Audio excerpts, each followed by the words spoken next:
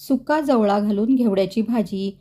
फ्रायपॅनमध्ये तेल गरम करून 2 कांदे परतून घेऊ, थोडा वेळ झाकून ठेवू. घेवडा आपण धुवून घेतलेला आहे, त्याच्या बाजूचे धागे काढायचे, त्या पद्धतीने त्याला साफ करायचं आहे. खराब दाणे टाकायचे आहेत, चांगले दाणे घ्यायचे आहेत आणि असाच हाताने आपल्याला घेवडा मोडून घ्यायचा आहे. तुम्ही चिरूनसुद्धा घेऊ शकता. कांदा लाल झाला आहे, झाकण काढून कांदा ढवळून घेऊ. त्याच्यावर आपण चिरलेला घेवडा घालून घेऊ. त्याच्यावर आपल्याला एक बटाटासुद्धा चिरून घालून घ्यायचा आहे. नंतर आपण जवळा भिजत ठेवला आहे, तो जवळा आपल्याला स्वच्छ धुवून भिजवून त्याच्यात घालून घ्यायचा आहे. नंतर एक टॉमॅटो चिरून घालून घ्यायचं आहे.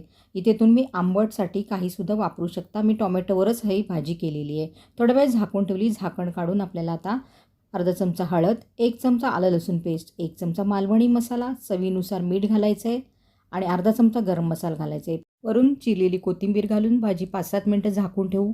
झाकण काढून बघू, बटाटा शिजलेला आहे. वरून ओलं खोबरं, कोथिंबीर घालून सुका जवळा घेवडा भाजी तयार. नक्की ट्राय करा.